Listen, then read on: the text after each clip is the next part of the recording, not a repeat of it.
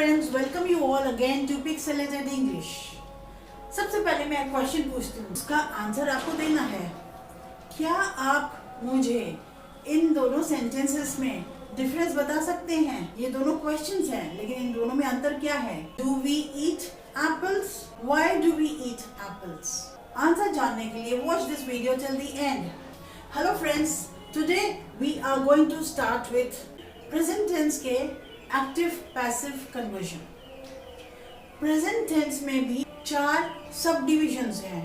Present indefinite tense, जिसे हम simple present tense भी कहते हैं, present continuous tense, present perfect tense and present perfect continuous tense. Present tense के चारों ही डिविजन्स हम लोग एक एक करके लेंगे। फिलहाल आज सिर्फ पहला वाला लेंगे, which is present indefinite tense और simple present tense. So let's start with simple present tense. जब भी हम लोग एक्टिव टू पैसिव कन्वर्जन करने जाते हैं तो मुख्यतः 4 तरह के सेंटेंसेस दिखाई देते हैं। अफर्मेटिव सेंटेंस जो हामी भरते हैं, नेगेटिव सेंटेंस जिसमें ना जैसे शब्द होते हैं, नो, नॉट या नेवर। सो अफर्मेटिव का उल्टा नेगेटिव। So these 2 sentences. तीसरा सेंटेंस होता है इंटरोगेटिव सेंटेंस। अगर कोई सेंटेंस क्वेश्चन के रूप में आ जाए तो उसको कैसे चेंज करेंगे एक्टिव टू पैसिव में। And the last sub division is interrogative negative questions. तो ये 4 तरह के सेंटेंसेस हम लोग एक एक करके देखेंगे प्रेजेंट इंडेफिनिट टेंस के। So let's start with affirmative sentence of present indefinite tense. हम लोगों ने एक्टिव सेंटेंस में एक सेंटेंस लिया, दे राइट अ बुक। वे लोग एक किताब लिखते हैं। अब इसमें हम लोग सब्जेक्ट और ऑब्जेक्ट को मार्क कर लें और वर्ब को भी अलग कर दें। अब इस सेंटेंस को हम लोगों को बदलना है पैसिव वॉइस में। एक्टिव टू पैसिव कन्वर्जन का पहला rule, interchange the places of subject and object. Active voice में जो सब्जेक्ट है उसको ऑब्जेक्ट बना दें पैसिव वॉइस का, और एक्टिव वॉइस में जो ऑब्जेक्ट है वो पैसिव वॉइस में बन जाएगा subject. Let's write it down. Rule number 1, object है अ बुक, ये बन गया यहाँ पे सब्जेक्ट। इस सब्जेक्ट को यहाँ का ऑब्जेक्ट बनाने के लिए रूल नंबर 5 याद करें, जिसमें ये कहा जा रहा है कि अगर सब्जेक्ट कोई प्रोनाउन है तो ये नॉमिनेटिव केस का प्रोनाउन है, उसको यहाँ पर लाने के लिए हमें इसे ऑब्जेक्टिव केस का प्रोनाउन बनाना पड़ेगा। सो नॉमिनेटिव केस का दे बन जाता है ऑब्जेक्टिव केस का देम। सो यहाँ तक हम लोगों ने 2 रूल्स देख लिए, रूल नंबर 1 और rule number 5। Now we'll come to the rule number 2। जो एजेंट होता है उसके आगे हम लोग लगाते हैं preposition by। 3 rules covered. Now the third rule. Third rule के हिसाब से जो यहाँ का वर्ब है उस वर्ब का यहाँ पर थर्ड फॉर्म लिखेंगे, यानी कि राइट का थर्ड फॉर्म रिटन। 4 रूल्स हम लोगों ने कवर कर लिया। अब the final rule, rule number 4, जिसके हिसाब से यहाँ पे बैठने वाला हेल्पिंग वर्ब वो डिसाइडेड होगा इस वर्ब के टेंस के हिसाब से और इस सब्जेक्ट के नंबर के हिसाब से। सो ये टेंस है प्रेजेंट टेंस, यानी कि यहाँ पे जो टू बी का फॉर्म लगेगा वो प्रेजेंट टेंस का टू बी होगा। प्रेजेंट टेंस में 3 टू बी के फॉर्म्स होते हैं, इज, एम, आर।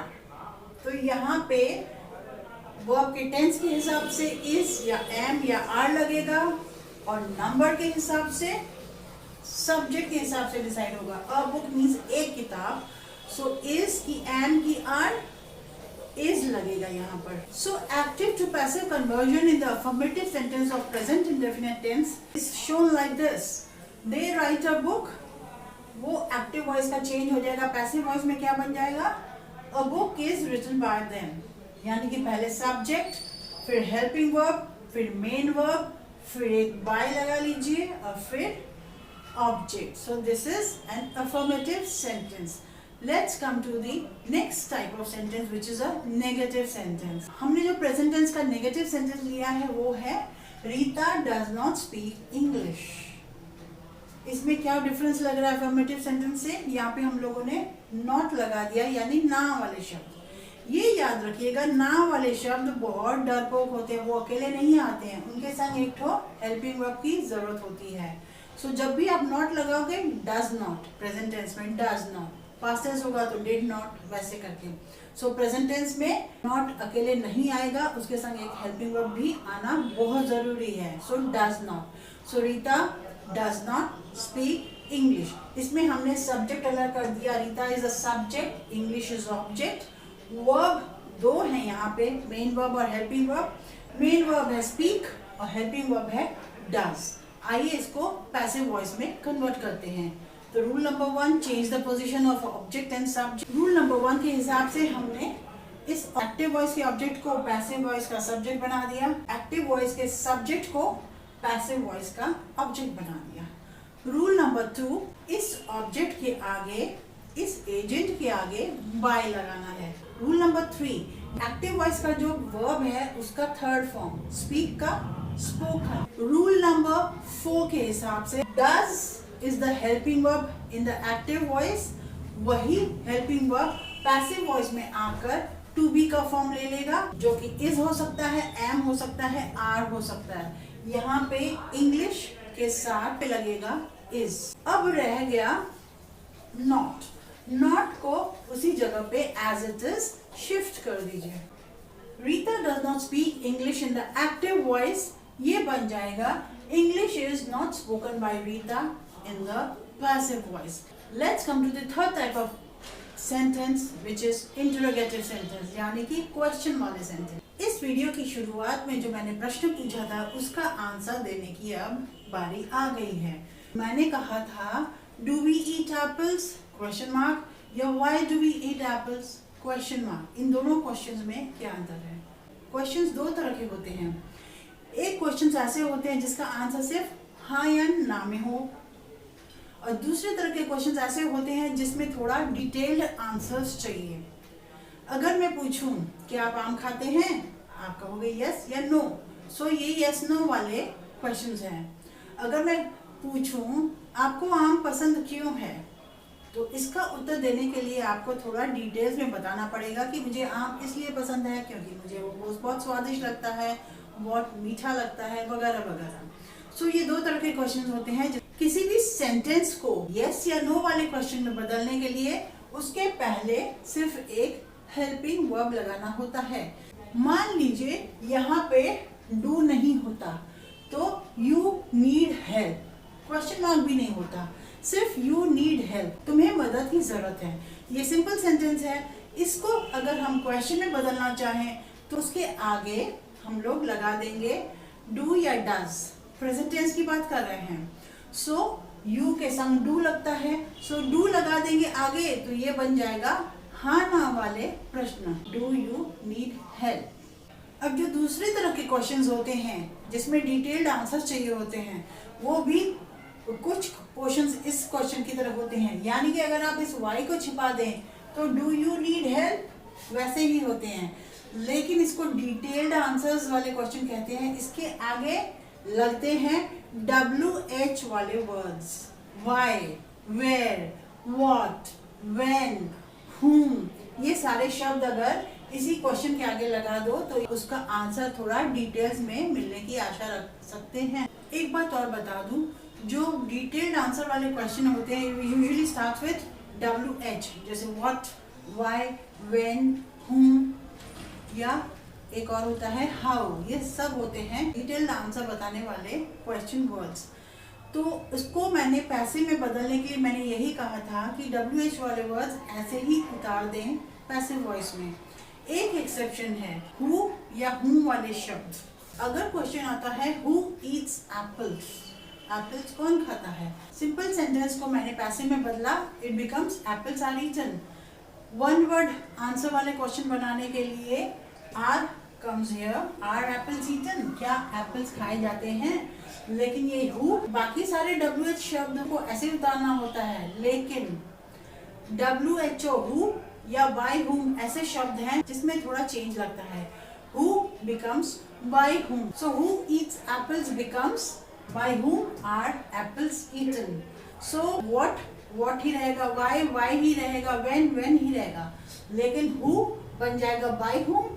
ये खाली डिफरेंस है WH वाले क्वेश्चन रूल्स में, अदरवाइज जो मैंने कहा था वो सारे रूल्स इक्वली वेल अप्लाई होते हैं। तो आज हम लोग दोनों तरह के क्वेश्चंस को पैसिव वॉइस में बदलने की कोशिश करेंगे। इस इंटरोगेटिव सेंटेंस को पैसिव सेंटेंस में बदलने के लिए ये सारे स्टेप्स फॉलो कीजिए। सबसे पहले इसको सिंपल प्लेन सेंटेंस लिखिए, यू नीड हेल्प, तुम्हें हेल्प की जरूरत है। अब इस सिंपल सेंटेंस को पैसिव में बदलें। इतने से पोर्शन का उत्तर ये है। पहले हम लोग यहाँ पे इसको डाल दें, यू नीड हेल्प का पैसिव होगा help is needed bye you, लेकिन इसका हाँ या ना क्वेश्चन में बदलने के लिए मैंने कहा था कि वो स्टार्ट होगा हेल्पिंग वर्ब से, लेकिन हेल्पिंग वर्ब तो यहाँ पे आ गया। सो ये हेल्पिंग वर्ब यहाँ ना आके शुरू में आना चाहिए। This changes the form like this, is help needed bye you question mark. Question को पहलू को हटा के सिंपल सेंटेंस में चेंज कर लीजिए, उसको उसका पैसिव बना लीजिए, फिर पैसिव में जो हेल्पिंग वर्ब है उसको बस आगे ले आइए, वो बन जाएगा पैसिव का सेंटेंस। अब हम लोग डिटेल्ड आंसर वाला क्वेश्चन देखेंगे। डिटेल्ड आंसर वाला क्वेश्चन मैंने यूं लिया, why do you need help, तुम्हें मदद की जरूरत क्यों है। तो उसको पैसिव में बदलने के लिए इन दोनों शब्दों को पहले भूल जाइए। यू नीड हेल्प, अगेन हम लोग इसको पैसिव में बदल दें। So help is needed bye you. इस क्वेश्चन को मैंने सिंपल सेंटेंस में बना लिया, यू नीड हेल्प, उसको हमने पैसिव में बदल दिया, help is needed bye you.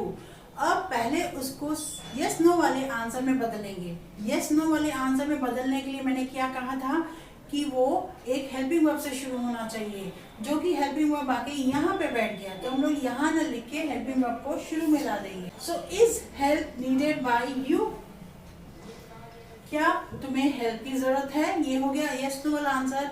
अब इसका क्या होगा, यस नो वाले क्वेश्चन को डिटेल्ड आंसर वाले क्वेश्चन को में बदलने के लिए सिर्फ इसको हम लोग यहाँ पे ले आएंगे। Isn't this very easy? So the question why do you need help in the active voice ये बदल जाता है why is help needed by you in the passive voice। कितना आसान हो गया ना। So step by step अगर आप फॉलो करेंगे कभी भी कोई गलती नहीं होगी। Let's come to the last type of question which is called interrogative negative। अब हम लोग दो नेगेटिव इंटरोगेटिव वाले क्वेश्चंस लिखे हैं, जैसे ये वाला है यस नो आंसर वाला, ये है डिटेल्ड आंसर वाला। रूल वही है जो इसके पहले बताया गया, बस इसमें नॉट वाला वर्ड आ गया है। So do they not eat apples, simple sentence होगा they do not eat apples, और इसको हम लोग पैसिव में कन्वर्ट करेंगे तो क्या हो जाएगा, apples are not eaten by them. अब इसको यस नो वाला क्वेश्चन बनाने के लिए मैंने कहा था हेल्पिंग वर्ब जो मैंने लगाया वो आ जाएगा आगे, are apples not eaten by them question mark. एक बात और याद रखिए, एक्टिव वॉइस पे जब भी हेल्पिंग वर्ब लगता है वो प्रेजेंट टेंस में डू या डस, वही अगर पैसिव वॉइस में आ जाएगा तो इज, एम या आर लगेगा शुरू में। So that becomes one worded answer. अब दूसरी तरह का क्वेश्चन लेंगे, when do they not eat apples, वे लोग एप्पल्स कब नहीं खाते हैं। सो पहले इसको सिंपल सेंटेंस बनाइए, they do not eat apples. अब इसको पैसिव बनाइए, apples are not eaten by them. इसको क्वेश्चन बनाने के लिए are apples not eaten by them, अब उसके आगे ही लगा दीजिए when. So when do they not eat apples in the active voice बन जाता है when are apples not eaten by them in the passive voice। Isn't this very easy? So I hope present indefinite tense के चारों तरह के sentences आपको active से passive बदलना आ गया होगा।